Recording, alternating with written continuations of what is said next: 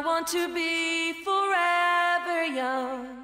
Today is April 12th, 2020. I'm Brent Nally, and I'm really excited to be speaking with Roger Veer again. Roger, thanks so much for being here. Thank you, Brent. I enjoyed our last conversation as well. Definitely. And so everybody check out the show notes and the link below in the description of this YouTube video, because I'll have extensive show notes. And you might want to go ahead and watch the first interview that I did with Roger in late December 2019, where we focused on longevity primarily. We talked a little bit about voluntarism. We talked a little bit about Bitcoin Cash, but we majorly focused on longevity, the science of it.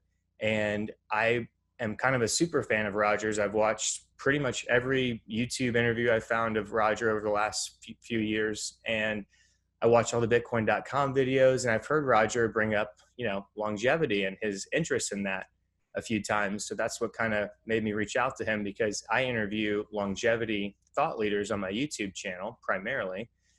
And we had a good conversation and found out that Roger is actually investing in a stem cell company in Antigua that's starting up. So hopefully, Roger, we can talk about that, maybe get a little bit of update here. I had mesenchymal stem cells injected in me in Mexico in late December 2018. And it's benefited me tremendously, I believe. And Roger, I know that you've done that as well. Not at the same location. I believe you went to Dr. Neil Reardon's clinic in Panama. Is that right? That's right. Yeah. Yeah. And what are your feelings on that? How do you feel that it's helped you or benefited you? Is it too hard to tell? What do you think? Yeah. Right. So it's just kind of anecdotal here. So I know the day of the injection there, by 3 p.m. or 4 p.m. that day, I was just absolutely exhausted and just had to go back to the hotel and went to sleep, which is unusual for me. That never happens to me. And then the main reason I went there, actually, I had a knee injury. So I had some injected directly into my knee joint, as well as just regularly through a regular IV. So my knee's okay today. The question is it okay in part because of the stem cells, or is it okay because a couple of years have gone by now? And I don't know, to be honest, but I don't think it made anything worse. So, but you have to have, these large studies with a control group, and it's kind of hard to do that. And I want to fix my knee. I'm not interested in waiting decades. And actually, that's another thing that was just, I was listening to David Friedman yesterday. I'm guessing you know who David Friedman is. Yeah. The son of Milton Friedman. Another amazing, futurologist, just fantastic, amazing guy. And he was pointing out, even right now with the coronavirus stuff, the Centers for Disease Control, previously were telling people, don't wear masks. You don't need to wear a mask. And that probably caused thousands of people to die because they were infected. Recently as February or maybe even early March 2020, they changed their position. Really recently they flip-flopped on their position. And he was talking about how that wrong position that they had initially probably caused, or almost certainly caused, thousands of people to die as a result. And if any private business did something like that and caused thousands of people to die, there'd be huge repercussions. But instead, the CDC, the only repercussion for them was that they'll probably get more money next year than they got this year, which is the exact opposite of the financial incentive that would happen with any private company that caused thousands of people to die by giving them bad advice or bad treatment.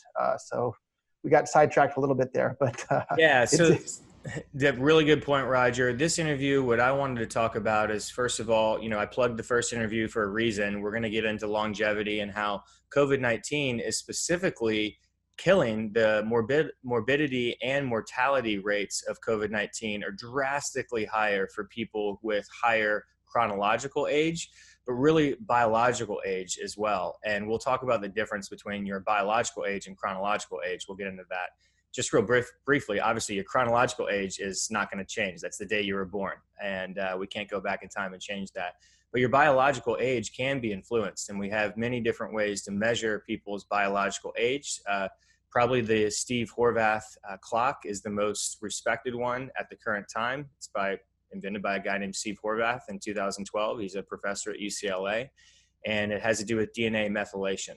But there's other measures, there's C-reactive proteins, there's all sorts of biomarkers in your blood, at least over 300 that are credible, and there's probably will end up being thousands of them. Telomere length is, I think, the most important one, but the problem is it's really difficult to measure the telomere length accurately. And all the telomere lengths that they do now are just in the white blood cells, which is a good marker for your white blood cells and your immune system. But every single one of the cells in your body have, telomeres in them. And so, for example, if you have great white blood cell telomere length, but you've been an alcoholic for 40 years, you could have horribly short telomeres in your liver and get liver cancer and die. So really you have to know the telomere length of every organ of the body to really understand the health. So, wow, I just went down a rabbit hole there. But essentially, we're going to talk about how this is all related. We're going to talk about voluntarism, which again, check out the first interview linked in the description below. We're going to have you talk about that again and just how this is so important right now as people are freaking out. All the smartest people that I follow are really getting tested for if I'm going to continue to follow them or not, because, censorship going on. One thing that's relevant right now, Brian Rose is a guy who, I kind of aspire to be. That Joe Rogan, Brian Rose, Tom Bilyeu, these people have influenced me a lot. And he's getting censored right now with his David Icke interview. And regardless of what you think about David Icke, the ad hominem attacks with him just talking about lizard people or things, I just don't think censorship is okay. This is something that you talk about all the time, Roger. And it's happening and it's speeding up. And, if YouTube wants to censor this interview or any interviews, then they have the right to do that. They're a private company, but we as individuals also have the right to speak out and change our platform to something else. So those are the things that I kind of wanted to get in today. And then I also wanted to plug your most recent interview on Bitcoin.com from today, April 12th, which Roger, can you share with us a little bit about that and the story behind your interest there?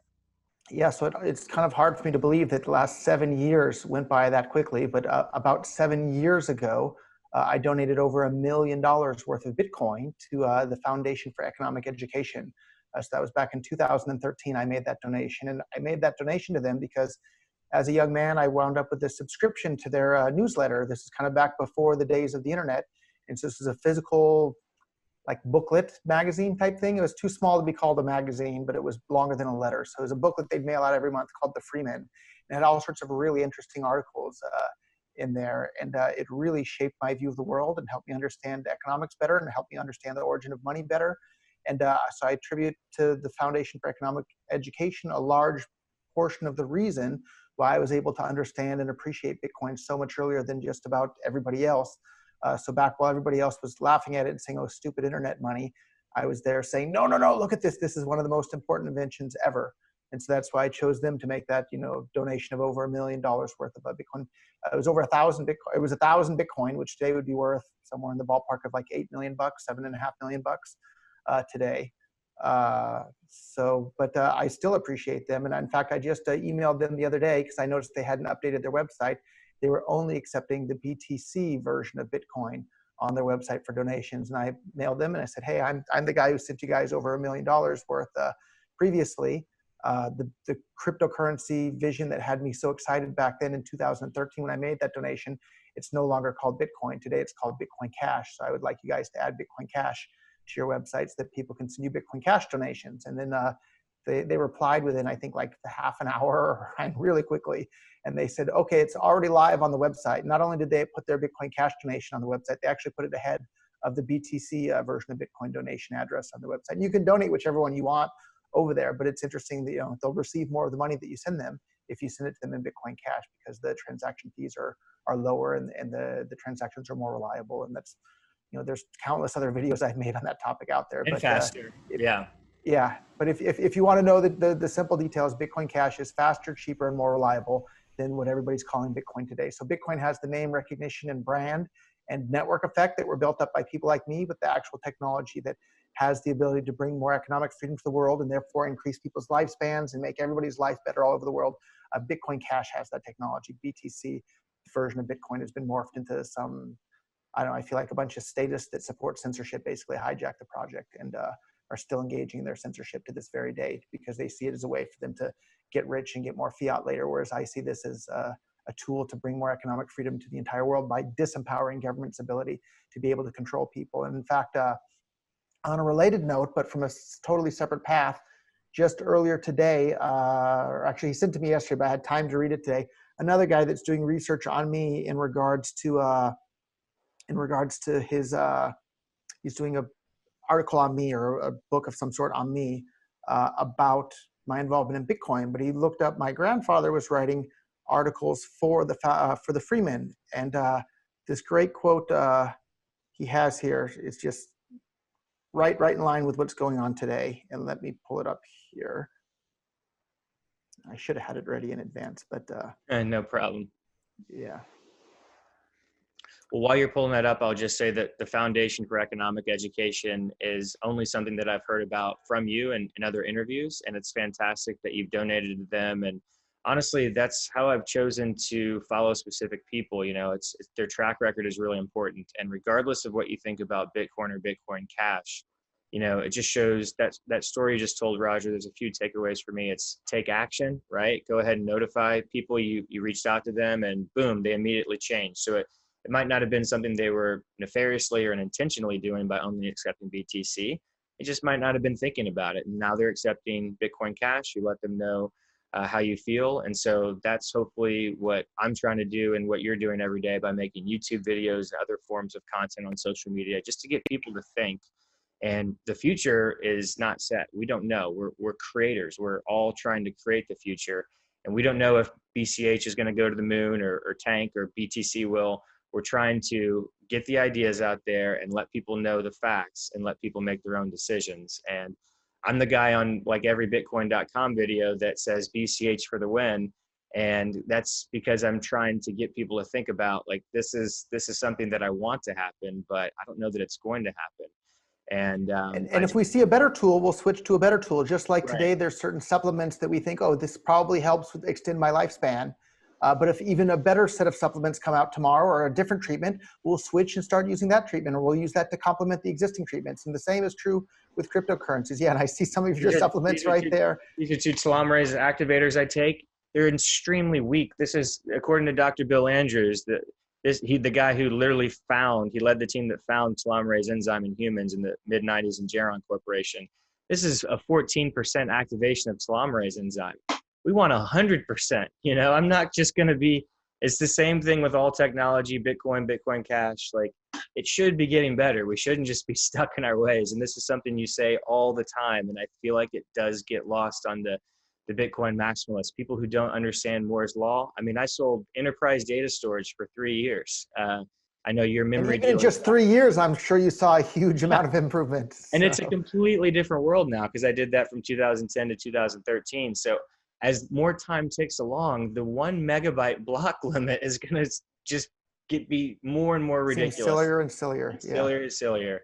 And hey, before I forget, I didn't mean to cut you off, but today is Easter. So happy Easter to everybody. And since I'm talking with somebody who they call Bitcoin Jesus, there's my Bitcoin Jesus I pulled out of the closet t-shirt. So the real question is, did you pay for that t-shirt with cryptocurrency?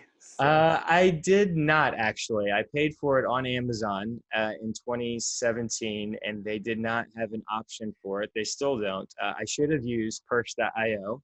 So check the description below in the show notes for a link to purse.io, which is you could have saved 20% off every purchase from Amazon, and that's some substantial savings as well. I could have. I knew about purse.io back then. However, I wasn't using it, and I am now. So it's a great website. You can buy anything on Amazon if you're willing to wait a little bit longer, most of the time. But you can get a substantial discount. You know, any discount helps, but if you're buying something more expensive, it's obviously better to save more money. And the shirt I'm wearing here, it doesn't have a Bitcoin logo on the shirt, but I paid with Bitcoin Cash using purse.io from Amazon. Same with the shorts that I'm wearing. Same with most of the stuff in my house. I buy it on purse.io from Amazon. It's such a fantastic tool.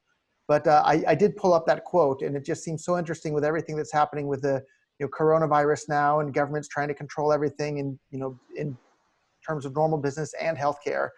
And this is a quote from my grandfather from 1967.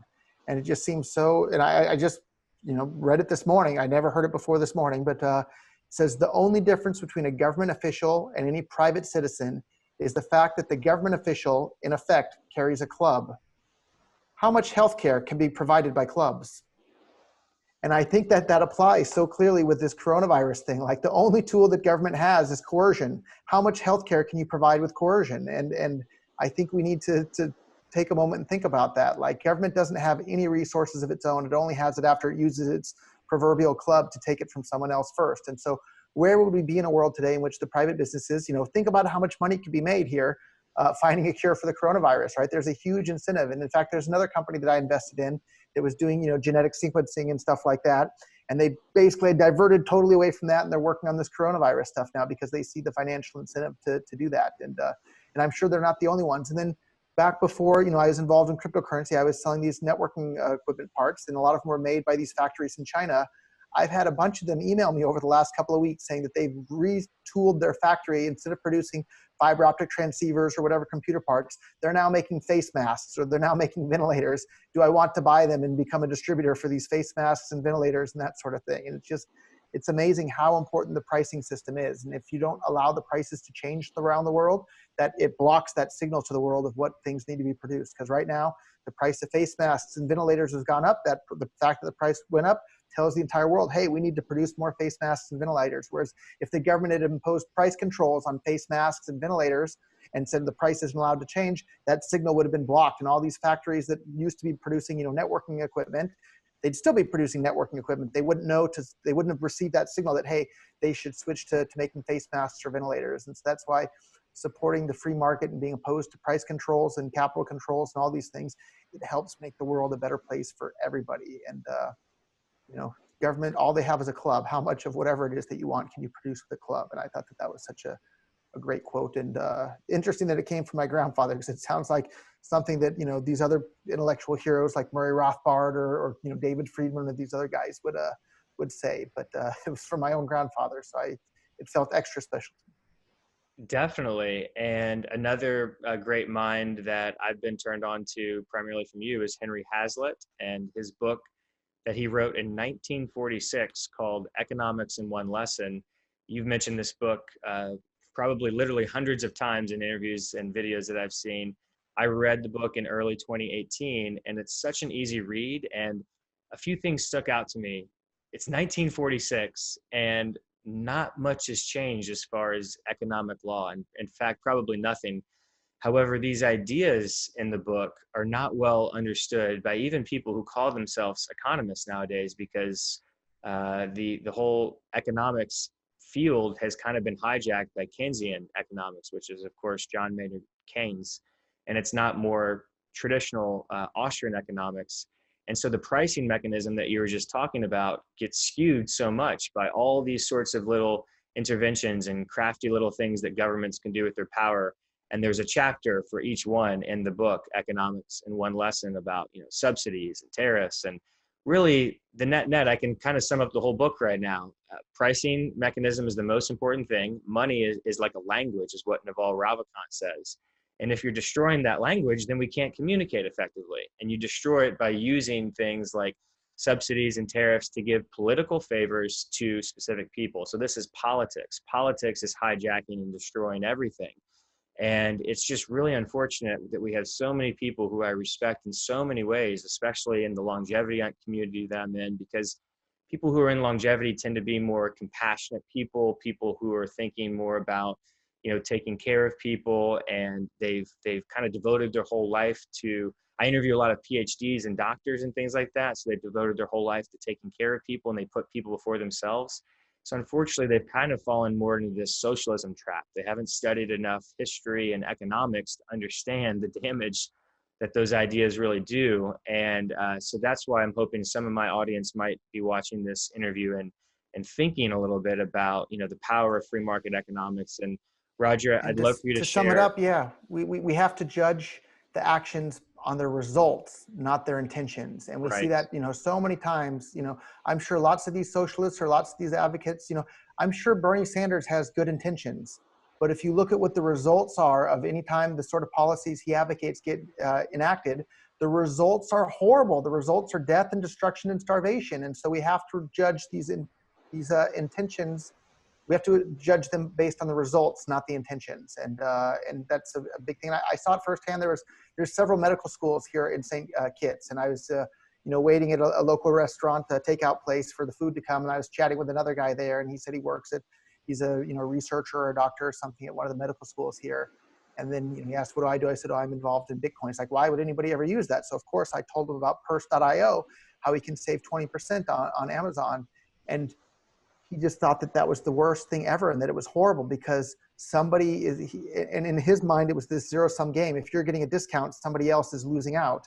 And I said, no. He said, actually what he said initially said, that should be illegal.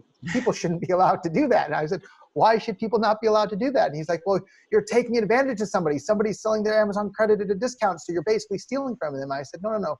Anytime anybody engages in any sort of voluntary trade, both people are better off after the trade, otherwise the exchange wouldn't happen. And so by you blocking the possibility of the exchange happening, you're taking away that beneficial option from that person. And I could see the look in his eyes, and because it's so clear, like if in a voluntary exchange, both people are better off, otherwise the exchange won't happen. The logic is clear, but you could see on his face the emotions that he had inside of him, because he really, really didn't like it. And instead of coming up with any sort of reason why a voluntary exchange should be blocked, he just turned around and stopped talking to me and went somewhere else. And Right. I wish you would keep a more open mind. And I don't know, where that guy is or what he's up to. The cognitive dissonance in his brain just made him get super angry, right? Whenever people get emotionally upset, then you know that there's, probably in this scenario, I'm sure there was some cognitive dissonance going on, right? I think there clearly was. It was visible right there on his face too. So, yeah. But you're right, though. It's disappointing to see some of the people in the medical field advocating for policies that lead to bad results just because they're not aware of it, right? They have good intentions with the policies that they're advocating, but you have to base it on the results, not the intentions. Yeah, and another thing that comes to mind for me there, Roger, I'm going to link this in the description below. Roger, I'd even really suggest you watch this. It's 3.5 hours, but this is a compilation of podcasts that Naval Ravikant has done. It's called How to Get Rich Without Getting Lucky, and he put it on his YouTube channel. It originally was a tweet storm that he did over many tweets, and it really is how to get rich without getting lucky. And he lays out so many important concepts in this. I've listened to this 3.5 hour YouTube video 3 times. I listened to it again about 10 days ago. And one of the things that he points out is that wealth creation is not a zero-sum game. It's a positive-sum game. This is something that gets lost on a lot of people who haven't thought about this.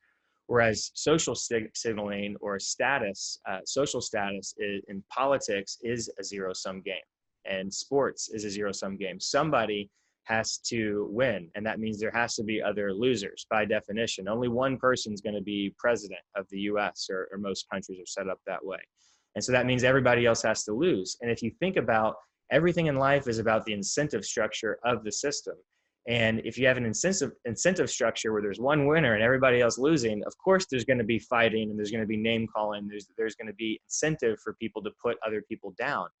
But wealth creation, in other words, free market capitalism, is not that way. Yes, you have competition, but just because I live in a nice house doesn't mean everybody can't live in a nice house. That's right. New wealth is created every day that didn't previously exist. And just because Bill Gates has $1 zillion doesn't mean that you and I can't have $1 zillion worth of wealth as well. And it's another, when I say dollars, that represents the wealth that it can buy. Like, dollars aren't wealth, right? It's the actual goods and services out there in the economy. And so, if printing more money could make everybody wealthier, why has anybody ever been poor? It doesn't, right? You need actual people to be out there and write the software, build the houses, build the cars, provide medical care, grow the food. That's the stuff that actually makes the real wealth. But fantastic point that you're relaying from Naval there is that though the economy is not a zero-sum game, it's a constantly growing pie there that everybody can have a bigger and bigger piece of as we grow that pie. And Naval is a guy who I've followed for many years, and he says, be careful who you follow. And this really has stuck with me. It's a big reason why, you're the main person I follow in cryptocurrency, because things matter, actions matter, and ethics matter. And you're always willing to put your reputation on the line when, like the latest Peter McCormick, that Twitter message he sent you in the video that you sent, it's just, wow, he's a crazy person, in my opinion, with the kind of horrible things that he said. And, this time more than ever, it's this crisis of this pandemic of COVID-19 has really allowed me to see different sides of people that, and it hasn't been good for most people, but the ones that people are representing themselves in manners that I respect, I've really elevated them, even higher in my follow list in my own brain of like people that I'm putting my time and energy and effort to listen to what they say on YouTube or Instagram or Twitter or LinkedIn or Facebook or whatever social media you follow. And so I really want everybody to audit their own thoughts and really think about that. Like who is stepping up right now and was kind of prepared for this pandemic and prepared in more ways than one, you know? And I don't mean just having enough toilet paper in your house. I mean, you know, actually prepared with the right type of ideas and mindset to navigate this landscape and this crazy environment that we're in. And I think that I've been well prepared. People have been asking us like, how are you doing? I'm like, I'm doing fine. I think, Roger, you're doing okay. Obviously, we're all disrupted by this environment, but I can keep on ticking on, and it seems like you have as well too. So on that note, how is Bitcoin.com? You know, you're the chairman and former CEO of Bitcoin.com.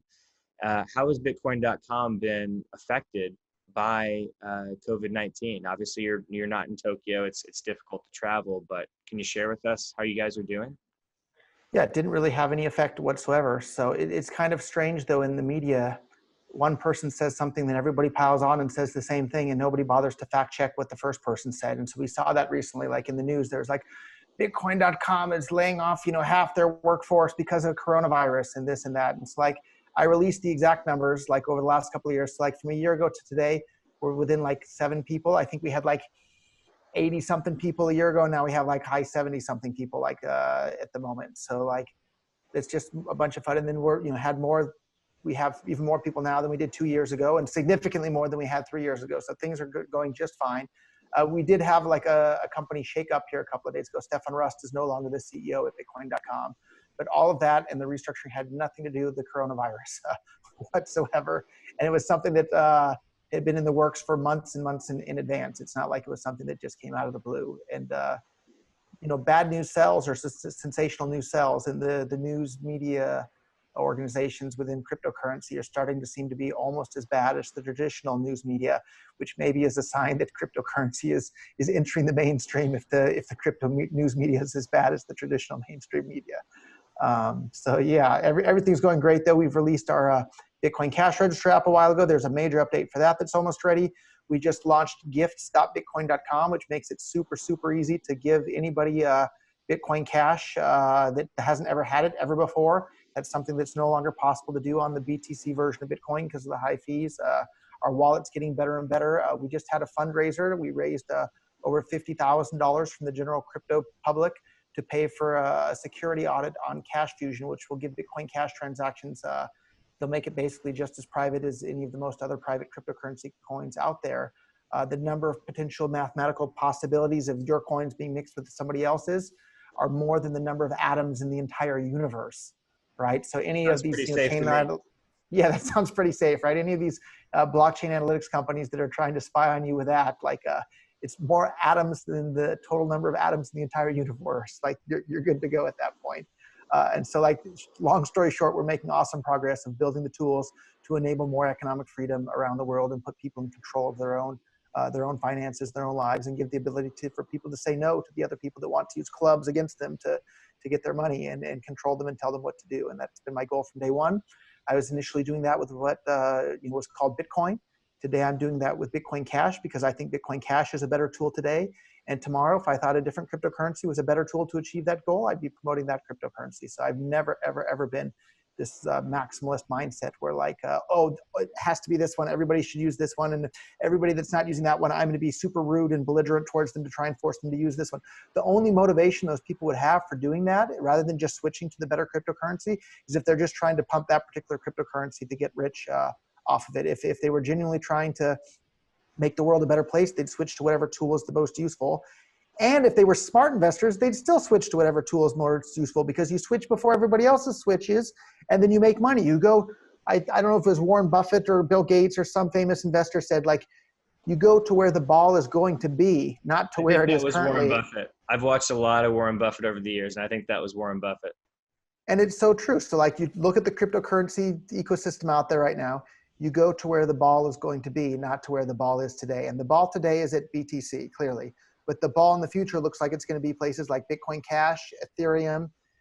I think those are the two big leaders. Maybe Ripple out there, and then maybe there's some dark horses that I'm not aware of out there too. But you go to where the ball is going to be, not where it is today. And if you look at the user experience that BTC provides to people, that's not where the ball is going to be in the future. So. And on the note that I was talking about before with be careful who you follow, Tim Draper is, has an incredible track record. For those that don't know, Tim Draper is a third generation venture capitalist, and now his son and daughter, fourth generation venture capitalists. Tim Draper has an extremely successful background in investing. He was an angel investor in Hotmail, Skype. We're using Zoom right now, but I still use Skype all the time. Robinhood, Coinbase, he bought a lot of Bitcoin in 2013 in that government auction, which he's pretty famous for. And I try to watch all his interviews as well on YouTube. And I watched one in December where the interviewer asked him, hey, what other cryptocurrencies are you most excited or interested in? I think it's the language you use. Fact check me on that. They said something along the lines of, what other cryptocurrencies are you interested in? And he mentioned one, and he mentioned Bitcoin Cash. So I thought that was interesting, because Tim Draper is a guy who I think cares about money. I mean, he's a multi-billionaire, and he is a guy who will basically do all the things that you talked about. Focus not necessarily on the emotions or the maximalism, but focus on what really matters. And he cares about money and staying wealthy. And that's what I care about. I care about getting smarter. I care about the facts. And I want to know if I have blind spots on things. And like, the facts are, try download the Bitcoin.com wallet, try Bitcoin Cash, see if it's useful to you in your life, see if it adds value. And I send people about $1 I'm not as wealthy as you, Roger, but whenever the conversation comes up, I get out my Bitcoin.com wallet, I tell them to download it. It takes longer to download than it does for me to actually send it to them. And the look on their face is worth well more than $1 when they see how fast it come through. I do it, I'm on Skype with people. I'm building a business with my partners in Russia right now. I sent it to him. It doesn't matter where they are in the world. You're in St. Kitts, I'm in California. It comes right through now in less than a second. And then I tell them, hey, nobody can censor this. Think about that. Nobody can stop this. No government agency, no entity on the planet can stop what we just did there. Venmo's great, PayPal's great, but they can be censored. So, and those things, you have to have a bank account. Only about 100 million people have Venmo wallets right now, to my knowledge, and they're only in America. China, Japan, Europe, they all have their own kind of systems.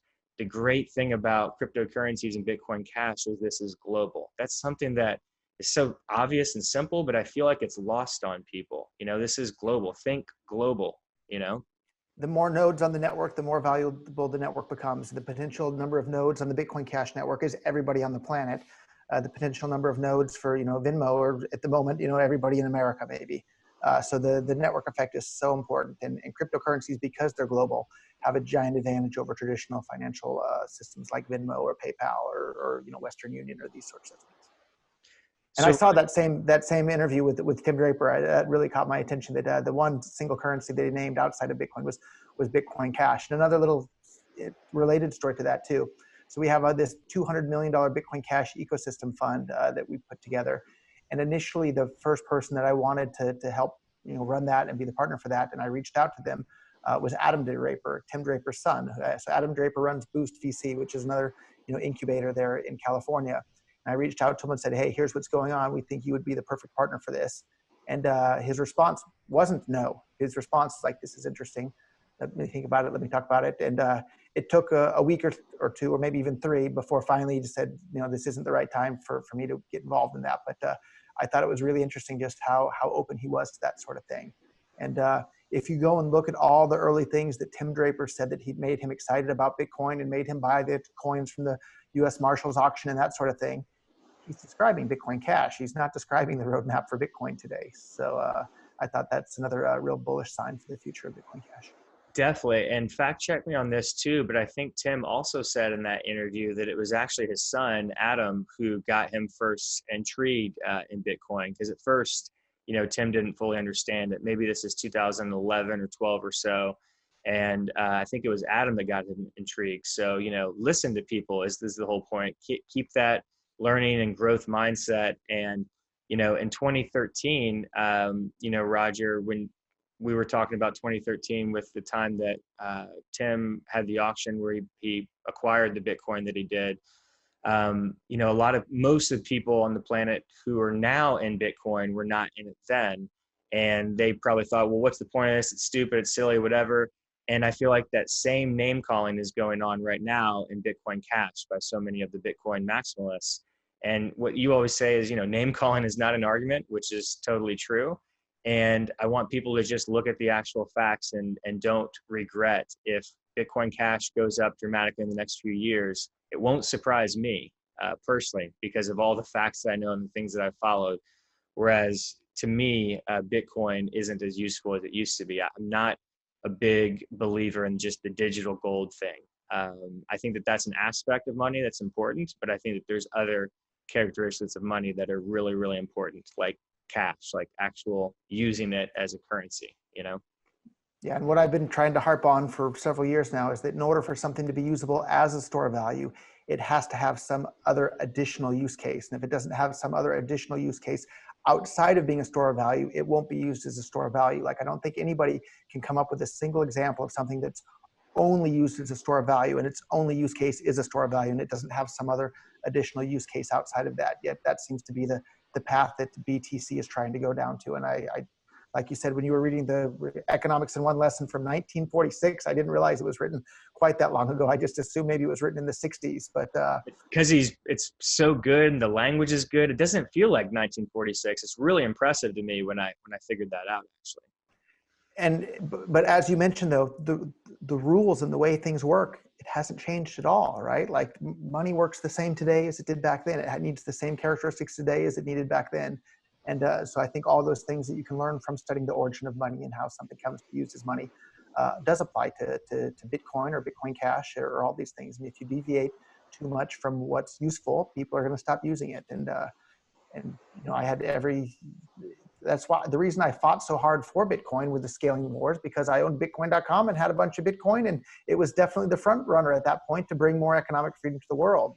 So I had every philosophical and financial motivation to stick with Bitcoin until it eventually succeeded in destroying its usability in business, and I no longer viewed it as the front runner to bring more economic freedom to the world. So I had to, maybe it was Wayne Gretzky actually said, you skate to where the puck's going to be rather than where it is now. That sounds right, actually. That's Wayne Gretzky quote for sure. But I think it applies to investing as well, though. You then move your capital to where all the other capital is going to flow in the future, not where the capital is today. And that's what I did with Bitcoin Cash. Great. So there's tons of content of you talking about these things on YouTube. So let's shift back to, can you define voluntarism? And then we're going to tie that into COVID-19, what's going on right now in the world where billions of people are being told to stay in their home and don't go out. And this is being done by their governments, and they're using either threats of violence or physical violence to actually do this. And so can you please talk about first voluntarism? Yeah, so voluntarism, it's actually pretty simple. It just only gets complicated when you try to apply it in the details. But the basic premise there is that each individual owns themselves, and you own your body and your life and your consciousness and your energy all belongs to you. And then out there in the state of nature, there's a bunch of things that aren't owned by anybody. And then when you take and mix your labor with something else that was previously unowned and no other human being owned it, that now becomes part of you because you've mixed your labor with something that was previously unowned. And then you now own that property that you can then trade with everybody else that wants to trade anything with you. So it's the idea that you should be able to interact with anybody else, anywhere, anyhow, with anything that's peaceful. So as long as you're not using force or fraud against somebody else, it should be just fine because your life belongs to you and their life belongs to them, and any voluntary interaction between those two people are just fine. So some examples of that where our current society doesn't like it is it's perfectly fine to have sex with somebody. It's perfectly fine to pay money to somebody. But the moment you pay somebody money to have sex with them, then suddenly people go crazy. And from a voluntarist perspective, if you don't want to have sex with somebody for money, then don't pay them any money and don't have sex with them. End of the problem. If two other people want to do that, they don't belong to you. They're not your property. Those people don't belong to you. So voluntarism is the idea that all human interaction should be on voluntary, consensual basis, or not at all. And so pretty much everybody lives their life that way all the time when they're going to the grocery store, the Starbucks, or working at a job or anything. And the only people that don't are robbers, murderers, rapists, and the government, right? Because like if you don't participate in the government plan, you go to jail. If you don't buy Starbucks coffee, nothing happens to you. And so everybody just seems to get confused when they think, oh, everybody got together and took a vote, and we've all been saying pledge allegiance to the flag for decades. So it must be okay when the government bosses us around and threatens us to do things. And that violence, for some reason, doesn't count as violence, even though if you stop to undo the brainwashing and look at it objectively, it's very clearly threats of violence against peaceful people. And if you think threatening peaceful people with violence is wrong, you therefore have to oppose the state in its actions. So that's a one or 2 minute summary of voluntarism in my book on this Sunday Easter afternoon. Thanks, Roger. And since you brought up prostitution, I'll point out a couple of things. I mean, I think everybody knows that it's kind of the oldest profession in the world. And, also they've done studies on monkeys that I've seen where if you actually... The first thing the monkeys did when they gave them money was start doing prostitution with it. Yeah, it's exactly. So interesting. Coins, right? And so it sounds like you've seen those. And then the other thing that's so prevalent here, which is hopefully going to be a theme for this conversation, is what you already pointed out with the Bernie Sanders example where, hey, we got to judge all these ideas based off what actually happens, not based off the intentions. And so this is what happens here when you make prostitution illegal.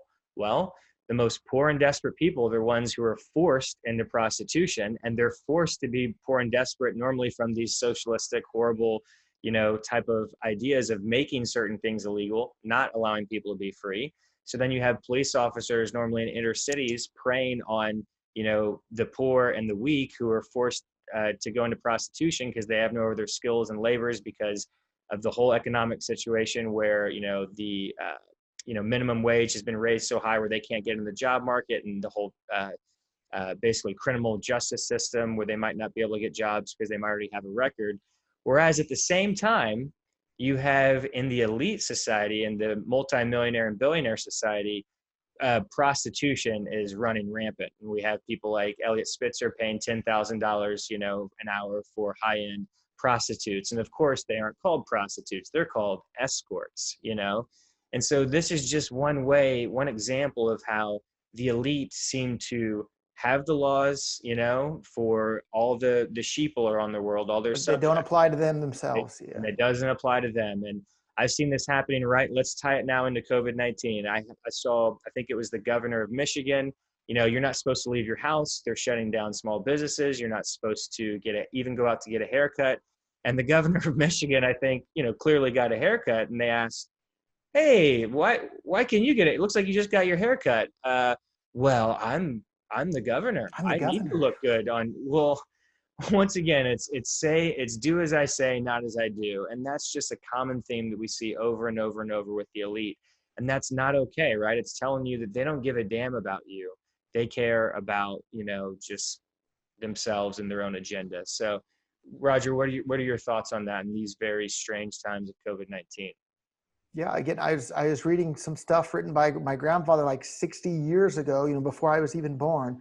And he was, it seemed to apply so clearly to what we have today. So like, if you want to help the poor and lift people up out of poverty, the thing that's preventing that right now today is all these government interventions into the economy is making it more difficult for the poor to lift themselves up. And it's making it more difficult for the entrepreneurs and the people who already have capital to help those people. So it's just like stifling the entire world from helping the world progress. And it's just the same story, different decade. And it's decade after decade after decade. And I don't know what the solution is there other than to try and build economic systems and tools that incentivize people to run their own lives and disempower the state from being able to control people's lives and voluntary interactions. And that's what made cryptocurrency so attractive to me. Previously, I was just kind of scared to espouse these ideas at all and just kept my mouth quiet and was trying to go about my life unnoticed. And then when cryptocurrency came along, it seemed like such an incredibly powerful tool that was basically kryptonite to the state's ability to control peaceful people and control their lives. And so I knew, well, this is too important for the entire world, and this is the world that I'm living in. So I need to get involved in this full time. And that's when I wound up becoming a public figure, even though I definitely didn't want that, and that wasn't that was the absolute opposite of my goal. But this tool was too important for the world for me to stay quiet about it. And there was nobody else shouting about it back then. So. Yeah, definitely. I kind of the same way when it comes to longevity stuff. I never really wanted to be famous or anything, and I'm certainly not right now. But I think that it's really important for people to understand that about 110,000 people are dying every single day from aging or age-related diseases. So that includes things like heart disease, osteoporosis, osteoarthritis, cancer, all sorts of these diseases that dramatically skyrocket up in your probability of getting them as your chronological and biological age goes higher. And people are not aware of this, and we're dumping tons of money for decades into, things like cancer and things like heart disease, whereas really it's the Let's fix biological the root age. of the problem here. Yeah, Yeah. the root of the problem is biological aging. So that's what I'm trying to promote, these scientists who understand this and trying to get them funding. About 150,000 people die every day. So there's another 40,000 that die from other ways. I'm also an investor in Tesla because I believe in sustainable energy. Forget climate change. That doesn't even apply here. It doesn't need to be for you to be a Tesla investor, right? I mean, there's only so much oil on the planet. It will run out one day if we don't switch to sustainable energy. And also, I think Tesla has the best chance at solving the driverless car, autonomous car problem. And automobile accidents are killing about over 3,200 people per day globally, and that's an engineering problem.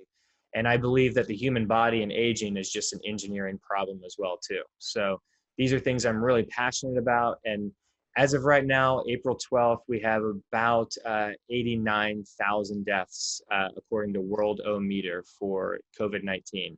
So that's not even one day of aging. And this is an age-related disease. I want to be very clear. This is killing over 95% of the people that are dying from COVID-19 are age 50 and over. And they are already immune compromised. They already have existing health conditions. So, all of our freedoms and our liberties are being infringed upon, and the whole global economy has basically come to a screeching halt over something that, in my opinion, is almost a nothing burger. Now, I want to be compassionate to the people who've been affected by this and their families and loved ones, but at the same time, I'm working my ass off every day to interview scientists and talk about 110,000 people every day dying from aging and age-related diseases.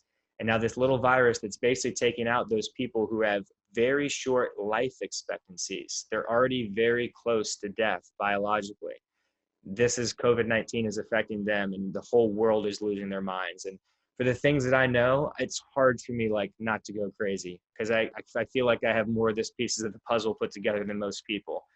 Can you share your thoughts on that, your perspective?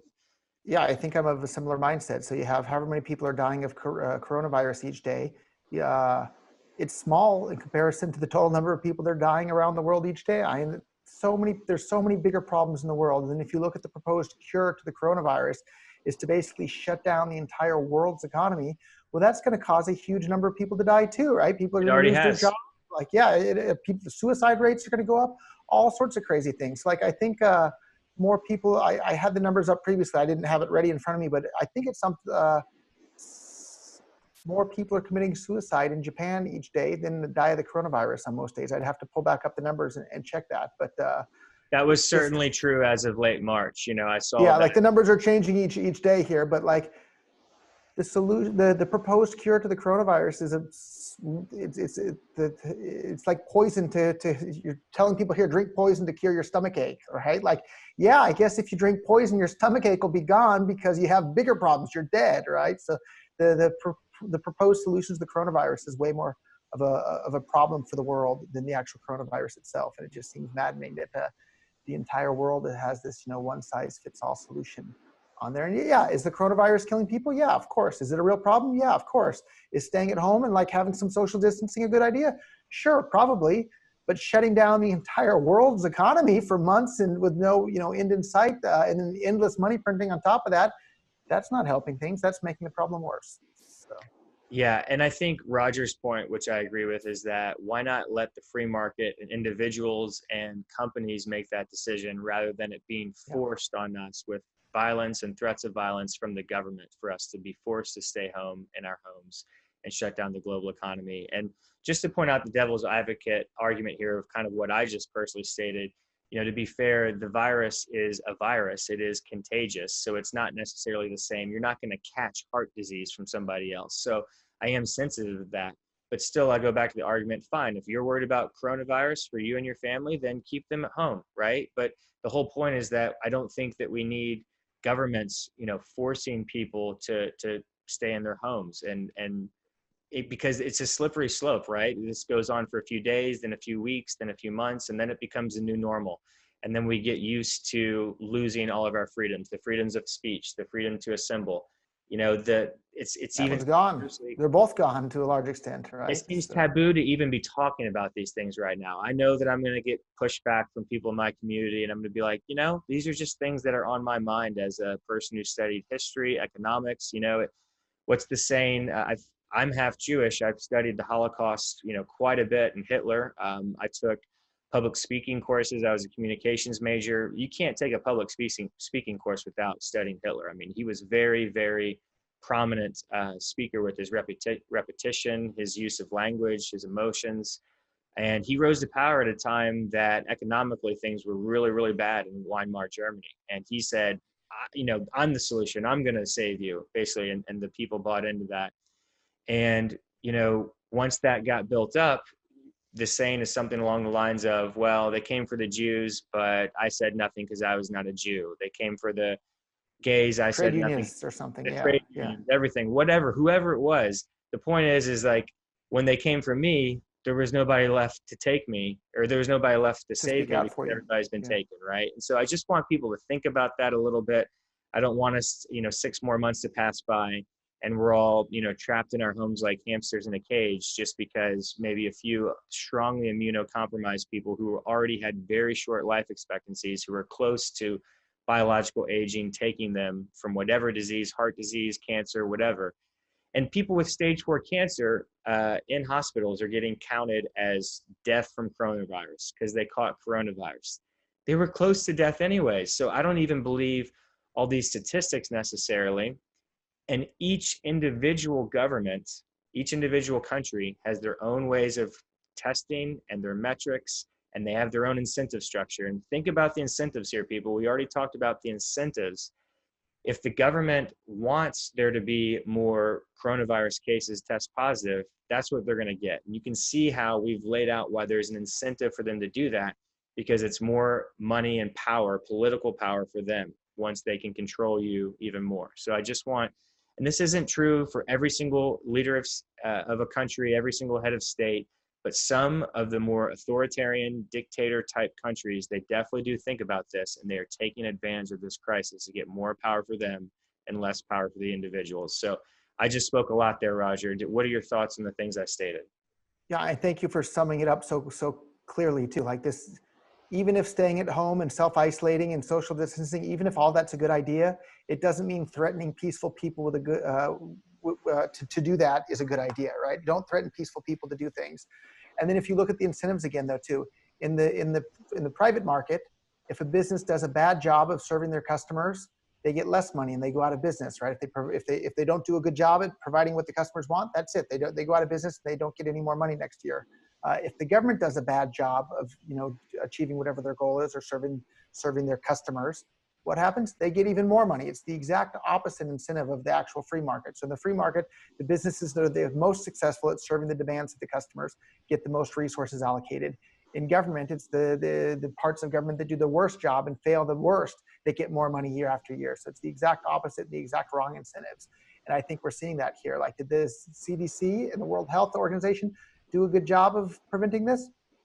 Probably not. Doesn't seem like it to me. But what's going to happen? Their budget's going to be bigger than ever next year, and they're going to use their failing to do what their job was supposed to be as a justification to give them even more money under the threat of violence from peaceful people next year. Whereas if all that money wasn't extracted from people around the world in the form of taxes to pay for those things, maybe they'd be able to invest in more companies. Maybe Elon Musk is going to start a healthcare company, right? He already has his Neuralink thing. Like, who knows what other cool stuff he's going to be up to. What if people had more money to invest in new businesses like that would be able to find secure cures where you can, right away, a new virus is out. Oh, let's genetically sequence it, figure out how to make stimulate the body to make antibodies against that virus. Boom. And we can have a vaccine for a new virus, really quickly, because capital was available for that new startup to figure out how to do that. That hadn't been, diverted to the CDC or the World Health Organization or for some, stupid politician's, second $1 million house in Vermont or wherever Bernie has his second $1 million mansion nowadays. So you have to look at both at what's seen and what's not seen. And so what you see is, okay, there's a bunch of doctors with masks on at the, World Health Organization doing press releases, but what would have happened with those time and resources and assets if it hadn't been diverted towards that? What other things would have come into existence? And we don't know, and we have to take into consideration those things. And if you look at it, though, time and time again, the countries with the least amount of command economy and central planning going on have the most innovation and results and the best things coming out for the consumers out there. So if you want the world to progress, South Korea is a better model than North Korea. West Germany was a better model than East Germany. Free markets are a better model. Kim Jong-un might disagree with you because he has all the power. And that's just what I want people to think about. Clearly, South Korea is better than North Korea to all the rest of the world. But who benefits, right? North Korea leaders might disagree with you, Roger. Maybe, but they're the minority and they're doing it using violence against their fellow man. So, yeah, I just want people to think about, clearly South Korea is better. But to some people, they're arguing, that it's not. And what are the incentives for those people? Oh, well, they get to make 30 million people or however many people are in North Korea their slaves. That doesn't seem like something that's a good reason, And that's not to say that South Korea is perfect, though, too. A lot of people don't realize this about South Korea, right? They censor the internet in South Korea, right? If there's a website that the government doesn't like, boom, you're not allowed to access it in South Korea. And then every single young man in the entire country is forced to be a slave for several years, right? They don't call it slavery. They call it military service or something like that. But you're forced to go and work somewhere against your will. And if you don't, they'll send you to jail. And if you resist going to jail, they'll shoot you ultimately. That's kidnapping and slavery. And so every single young man in all of South Korea is kidnapped and enslaved too. So that doesn't mean South Korea is some wonderful paradise, but compared to North Korea, it's pretty darn good. But there's plenty of room for improvement in both North Korea and South Korea. Don't fool yourself thinking that, just because we're not North Korea, that means our country's perfect. No, every country has so much room for improvement.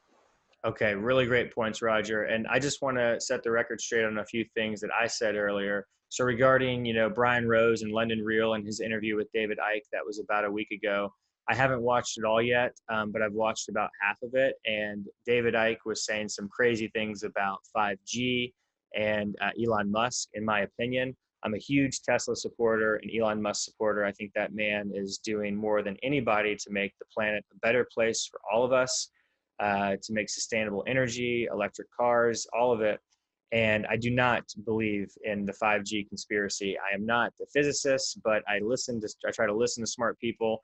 And I don't think that 5G is causing this virus. However, at the same time, I will defend Brian Rose and David Icke's right to free speech. And I will, if YouTube wants to censor things, then I'm okay with that as well too. YouTube is a. But we can speak out against YouTube's policy for that as well. But we can speak out against it, right? And we can move this to other. This video is going to go on YouTube still because the network effects are incredible, and I have to do that because that's what people are using. However, at the same time, Roger, what are some good alternatives for video that you know of?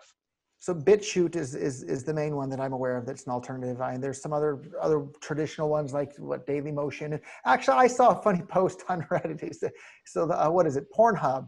Somebody said that we should all just start posting normal videos on Pornhub so they don't get censored, and just start using Pornhub for all the normal videos, because we know Pornhub's not going to censor. If they allow their crazy porn, of course they'll allow David Icke 5G coronavirus conspiracy videos too. So I thought that was a pretty interesting suggestion and a great example of thinking outside the box. Look at what tools are out there in the world. How can we use them to achieve our goals? So maybe we should post this video on Pornhub so everybody can see it there and not have to worry about it getting censored.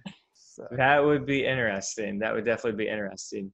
So, Roger, you've been really... And then it'll be good marketing, too, because you can say, go see Roger Vere's new Pornhub video. And everybody will definitely click on it to see what it's about. That's clickbait for sure, which unfortunately, I need to get better at the clickbait stuff. I actually just try to be honest and transparent, but I know the clickbait stuff is really, really important for the algorithms nowadays with the titles. So maybe we'll think of a good clickbaity title for this video. That would definitely be a good clickbait title. Right? Okay.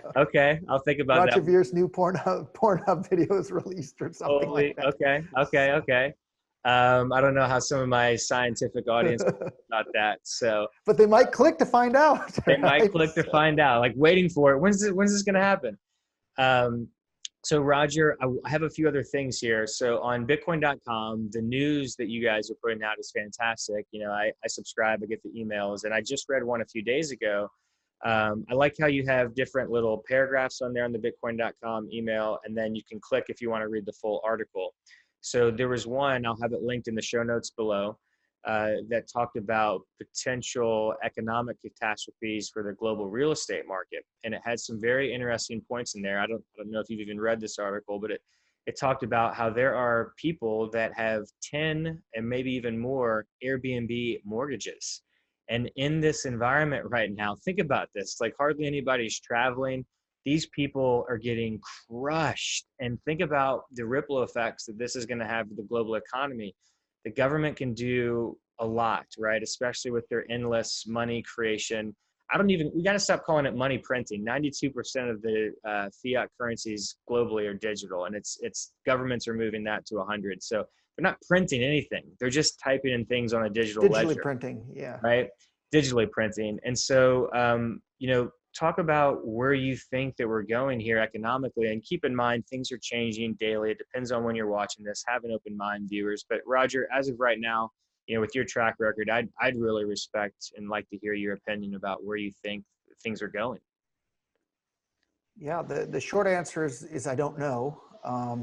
The honest answer is that I don't know. But if I look around the world, I don't see how this, they call it economic stimulus, but that's just a euphemism as well. But if you look at everything the governments are doing, they've shut down the entire world's economy.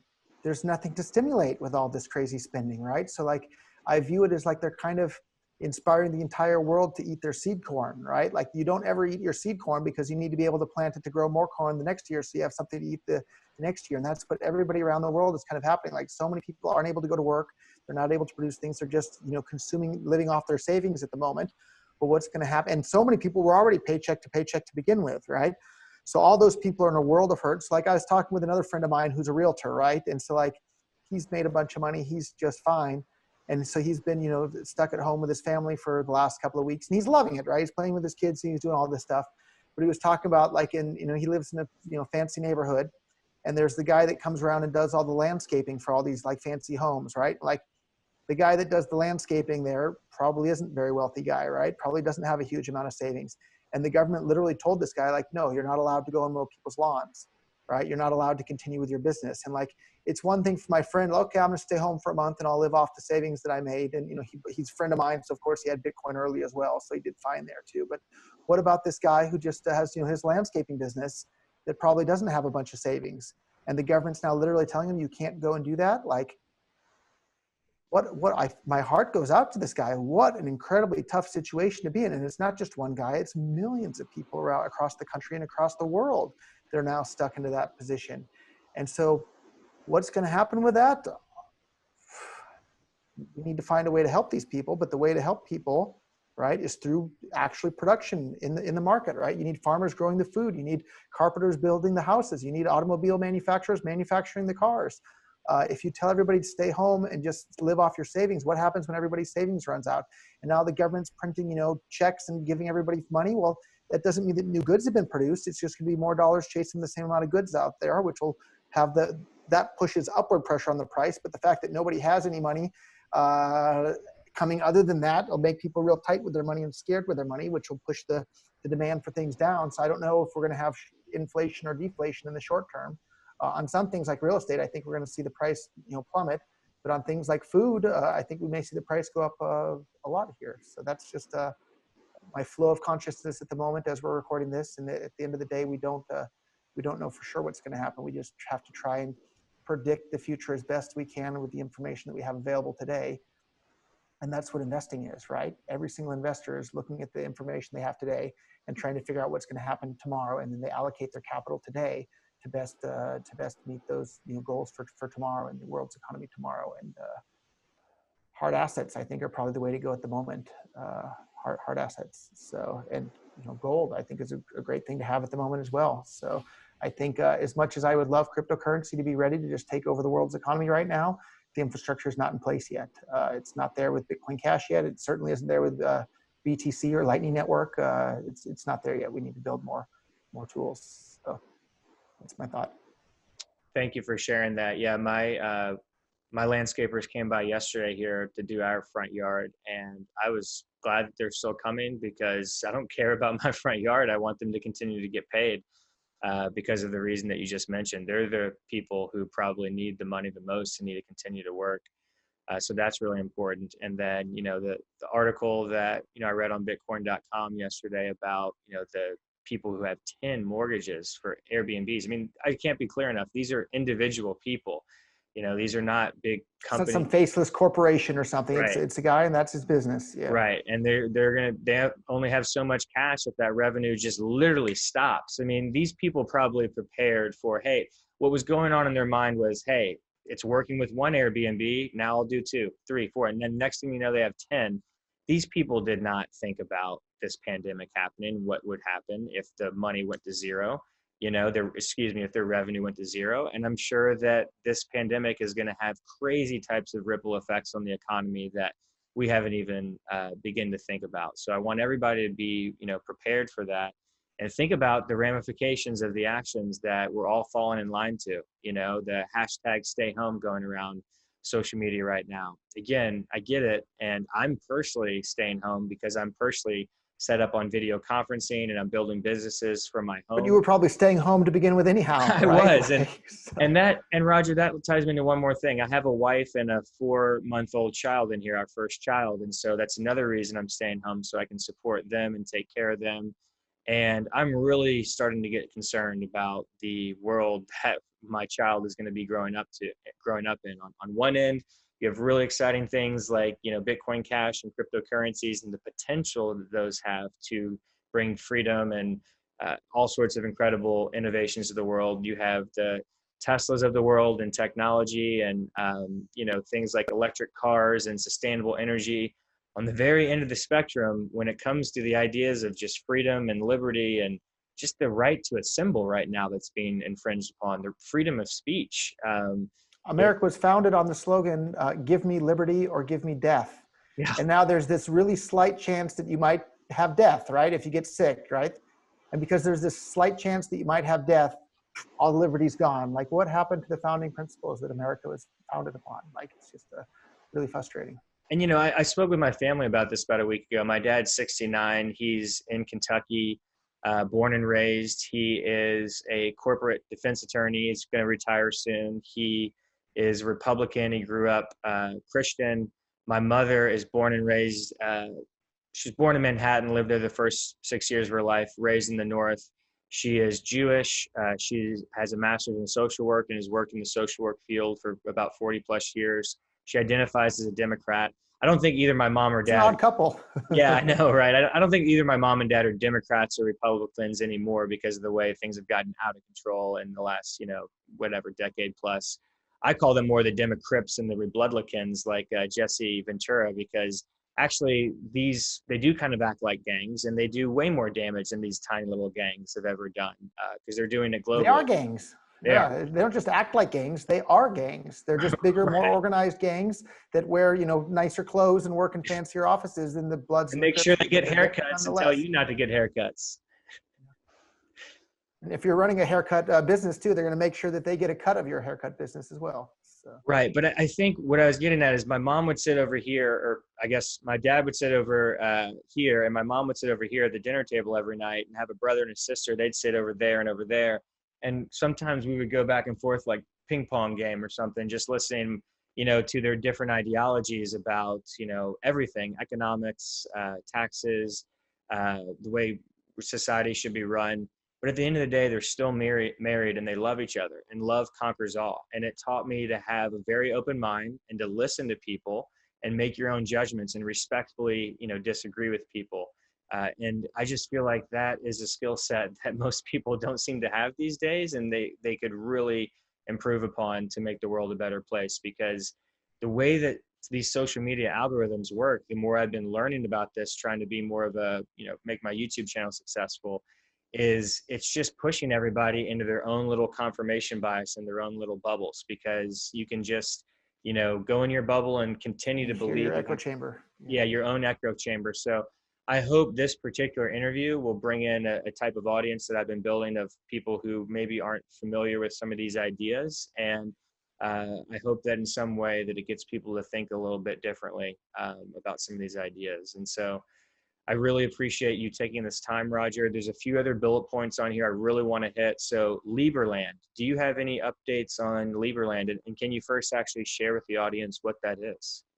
Yeah, so actually Liberland had a big online conference yesterday. I don't know if you were aware of that, but all the videos will be posted online at some point, but it was a big live stream and they had such amazing people. So Ron Paul was a speaker, David Friedman, Walter Block. I mean, these are all people that had big influences upon me, and it felt kind of surreal a bit to see, my name next to some of these guys there on there, but it was really neat. And they held it in this, it's a difficult world, but they built this online virtual world there, and it was really, really amazing. And each item in the world is a token on the Ethereum network, and it was a really cool thing. But I just love listening to David Friedman talk. I mean, he just has so many interesting insights, and I think he's 75. I think he said yesterday, and just wow, just so incredibly sharp there. So anyhow, what is Liberland? Liberland is a little tiny piece of land that's between Croatia and Serbia, and both Croatia and Serbia both say no, that's not our land, because if they claim that land, they lose their weakens their claim to a bigger piece of land somewhere else that both of them really do want. So there's this smart, I think he's Czechoslovakian guy named Vit, with an impossible Czech last name to say, that was looking at this and saying, wait a minute, both countries are saying this land isn't theirs. No country in the entire world is claiming that this is their land. Well, I'll claim it. And he was, a voluntarist libertarian type. And so he started this new country called Liberland. That's kind of one of the world's first countries based on the ideas of voluntarism and free markets. And they're working really hard to try and get more and more recognition from other existing nation states around the world. And it's been going on for maybe 5 or 6 years now. And so myself and Bitcoin.com have been a big supporter of that for years now. We send them, some Bitcoin Cash every single month to support that. And I think it's a great idea. Like all over the world, we have plenty of nation states that try and control everybody's everything. Well, let's give it a try where that's not the case, where people are actually allowed to do anything that's peaceful, and let's see what happens. And if people always love to say, oh, it'll be anarchy. Well, maybe anarchy will turn out to be something wonderful, right? And if it turns out to be what people assume when they say the word anarchy, and people are doing all sorts of horrible things, it's a horrible place to live. Great, we got to try the experiment, and we got to see that it doesn't work, right? So it's a win-win situation. Whether you support the state or you don't, you get to see the actual results of implementing a system similar to this. So I've been real excited about Liberland for a long time. They have their own currency called the Merit there, and in fact, I don't have it with me, or I'd hold it up, but they've even issued real passports from the country there as well. When did that occur? Is that something new? No, I got mine a couple of years ago, and I even used it to board a flight in Mexico City. So it was just fine. So anyhow, I think liberland.org is the website there. We'll have it linked really, really in interesting the show notes. Yeah, we'll put a link. Yeah, we'll put a link there, and it's a really, really interesting project that I've been a fan of for a long time there, and it seems to be growing in popularity. And there in my circles, David Friedman and Ron Paul and Walter Block, those are some big names that I'm super excited to hear or listen to, and I really enjoyed it. And the fact that these people are out there participating in the Liberland conference and giving it attention, that's a really strong, powerful sign. And there were people from all over the world that were busy participating in that conference yesterday. It was really a fun time. All right, great. Thanks for those details. I met you at Anarchapulco in 2018 in February. It's in Acapulco, Mexico, Jeff Berg's conference. And I also very briefly met the founder of Liberland. I can't pronounce his name either, but really nice guy. And I didn't get a chance to meet Ron Paul, say anything to him. I was there, and I actually recorded, and it's on my YouTube channel, part of his little speech there. But that was phenomenal to see him, because I was a Ron Paul 2012 guy and a Ron Paul 2008 guy. And those money bombs were just so exciting for those that were around and can remember the Ron Paul money bombs. I remember watching that and being so excited for those as well. And it just shows just how stacked the media can be against anything that's disruptive to the existing powers that be. And so for digital currencies, it's an uphill battle for them as well. And also on David Friedman, I just want to say he's a super genius in my opinion. He's the son of Milton Friedman, who is also was a super genius. He wasn't right on everything. I think there's a few things that I and you disagree with Milton Friedman on. However, he was really smart and ahead of his time, and he lived into his 90s. And as you mentioned, David Friedman in his 70s, still really sharp. These things He was matter. traveling the world. He mentioned that he was in Europe, and then he got a little bit, his son convinced him like, hey, this coronavirus looks like it might be dangerous, especially for you in your age group. So like he zipped from Europe back to his home in California. And, you know, most people that are in their 70s aren't going on worldwide speaking tours and doing that sort of thing. So it just shows whether it's good genetics or taking good care of himself or, you know, a good supplement regimen there, like he's doing something right. And then Patry Friedman is Milton Friedman's grandson. I'm friends with him on Facebook, have been for years. He worked at Google for many years. He started the Seasetting Institute that kind of Peter Thiel's been a big fan of, where they're trying to build an entire society in the middle of the ocean so they can kind of have their own laws and own rules. And Roger, the anarchy that you mentioned, you know, most people think of, you know, people in mass going to damage, you know, property, throwing, you know, fire bombs inside cars. But if you just Google the word anarchy, the top definition that comes up, you know, in my opinion, what I found is just rules, but no rulers. That's all it really means. And so in a sense, cryptocurrency is already anarchy. There are rules to cryptocurrency, and there are kind of rulers. There's people who have a lot more of it, but they don't get to really control the network very, very much by doing that. So don't take my words too extreme there. Of course, there's nuances and subjectivity in there, but essentially cryptocurrency is kind of like anarchic money or so. Would you somewhat agree with that? Sure, and there's competition amongst all those different cryptocurrencies. And as my favorite economist loved to point out, Murray Rothbard would always point out that there's already anarchy amongst nations, right? So like, and that for the most part works out pretty decently well most of the time. So if there's already anarchy amongst nations, why not have some more, you know, and there's anarchy amongst the different states, right? So why not anarchy amongst the people within those different states? Okay, so there's two major things that I want to get to here before we wrap up. So Ross Albright, I want to just Albright, sorry. Please, in the link below, everybody go there and sign up, and just Roger, your thoughts. And for anybody that doesn't know, he was one of the most amazing entrepreneurs ever, right? So like he was one of the most successful startups ever in the history of the world.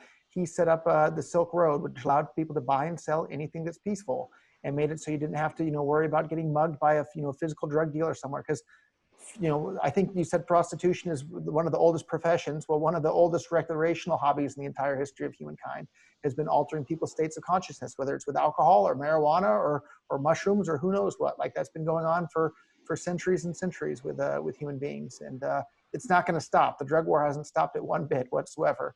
And so anyhow, this guy Ross Ulbricht figured out how to set up a website that allowed people to buy and sell anything that's peaceful on there. And he didn't just do it to make money, though. He did it very, very clear, like, hey, the Silk Road is more than just a business. He said, this is a global revolt, right? This is, you know, basically ending the war on drugs. This is a way for people to be able to do these things.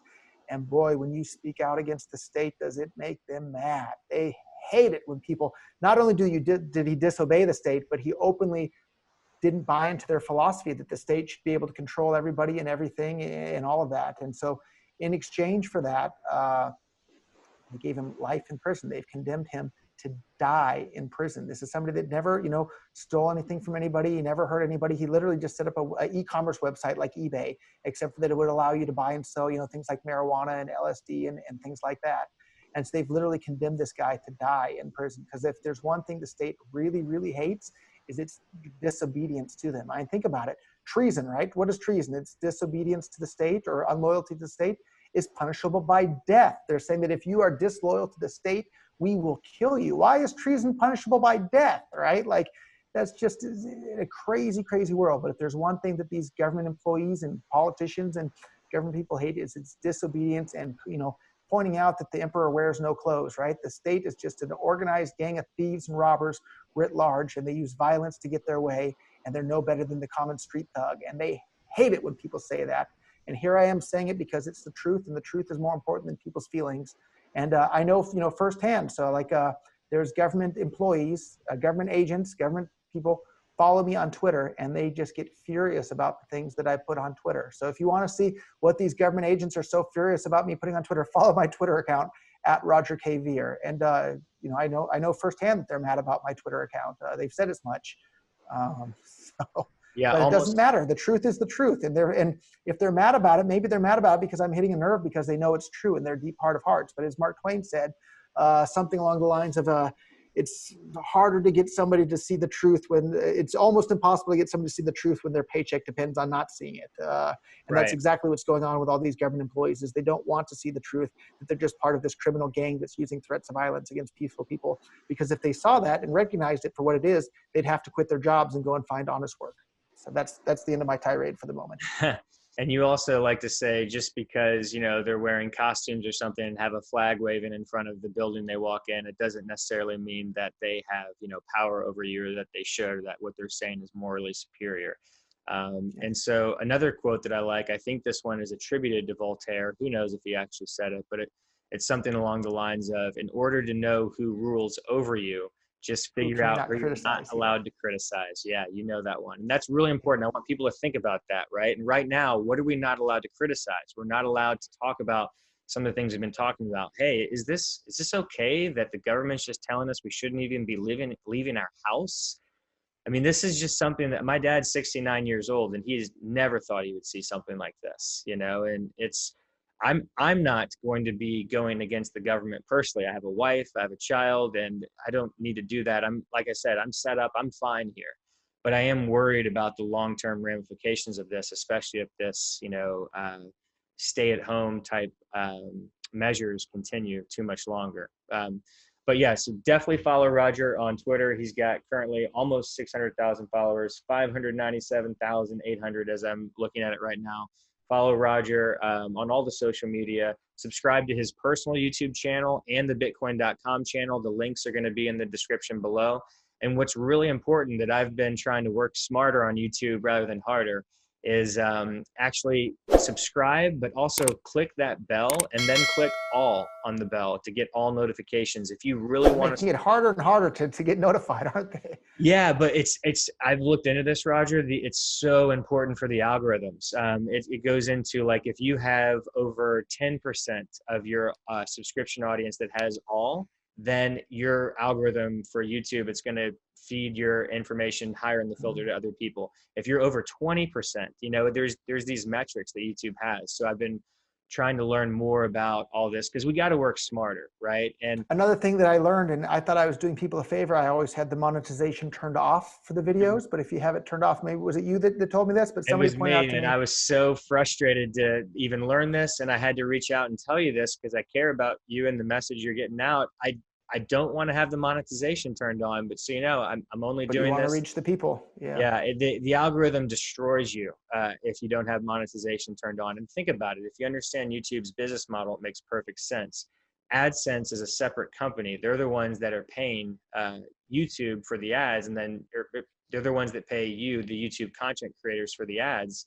And so this is how essentially we all make money. You say, I don't want ads. Well, why do they need to promote your video? They don't make any money. Yeah. Exactly. And so what's been going on for a number of years is YouTube, officially, the CEO and all the directors, they say, no, it's not true. But I've listened to very smart YouTubers. I've watched videos on it. I've read articles. And then I ran my own tests on my own channel and a few other YouTube channels with it off and on. Very simple things like Brent Nally, Roger Veer. The video wasn't even coming up when you typed into YouTube. I turn on ads, all of a sudden it's a top 10 hit. So and I ran multiple tests. It is true. And so, sorry audience, but that's why the ads are turned on. I don't really care about the money. It's not much money I'm making right now anyways. It's pennies. And one of the best, I think it's $10 a month or something, but I did subscribe to the YouTube premium thing, and I don't ever have to see any ads on YouTube at all. Like, probably the only thing that I can think of that I like spending more was on a side note is you can buy a lie detector app for $1 in the App Store, and we were the group of friends. I hope they don't see this. One of them was Stanford MBA, and she was fooled thinking that this app was a real lie detector app. And me and my other buddies, all the guys knew that it was fake, but all the girls thought it was real. And it was one of the best $1 I've ever spent my entire life for that app. But other than that, I think the $10 to get rid of all the ads on YouTube is a fantastic bargain as well, because there's just so much amazing content on YouTube as well. So. Definitely. And Roger, you hit upon a good point there as well too. Like, our world's changing so much. Elon Musk doesn't even care if you went to college. He doesn't even care if you have a high school degree. He cares about your track record of success. And he believes that if you have a successful track record, then you're most likely to continue to have a strong track record in the future of success. And that's how I tend to think. And I worked at LinkedIn in sales, and I had people setting meetings for me, like SDRs, sales development representatives. And a lot of these kids were graduates at Harvard and Stanford and things like that. And they were like smart kids, but they were like 22, 23, and they didn't have much business experience. So I just want people to understand that just because you have an MBA from Stanford or this or that doesn't mean you're a genius, as you just kind of pointed out. And let's focus on connecting with people and building a strong network of people who actually have a strong background and a track record of success. I think that's really important. And I think that your track record of success is super, super strong. And just like people were telling you that you were crazy in 2011, 12, 13 for investing in Bitcoin, and now they wish like, oh man, I should have listened to Roger. I personally believe the same thing is going to happen with Bitcoin Cash right now. All the trolls saying be cash, be trash, what all this stuff. I personally believe it's not an argument. Yeah, I personally believe it's going to happen again, but time will only be the judge of that. And that's why I'm holding my Bitcoin Cash and try to spend it when it makes the most sense for me. When it's fast, easy, and cheap, and it's a good deal, I spend my Bitcoin Cash. So Roger, great way to sum it up there, I think. Yeah. Yeah, Roger, thank you so much for your time. I really, really appreciate it. Are there any final thoughts that you want to share or leave the audience with? Yeah, and if you want to live forever, the best way to do that is to build the technology that enables people to live forever. The best way to build new technology that can enable that is through economic growth for the entire world. The best tools to enable more economic growth for the entire world are cryptocurrencies and getting people to use that around the world. So if you want to live forever, start using your Bitcoin Cash today, or any digital currency for that matter. That's the best tool we have.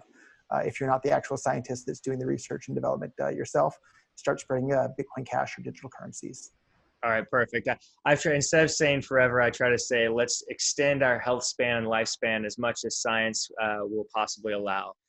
Because the forever language, sometimes, I know what you meant, and I'm sure everybody does, but sometimes. Yeah, the average lifespan would wind up being what, maybe 10,000 years before you die in some sort of, big accident or something like that, where they can't fix whatever the problem was, which is still a lot better than 80 years. Yeah. I'll take 10,000 years for sure.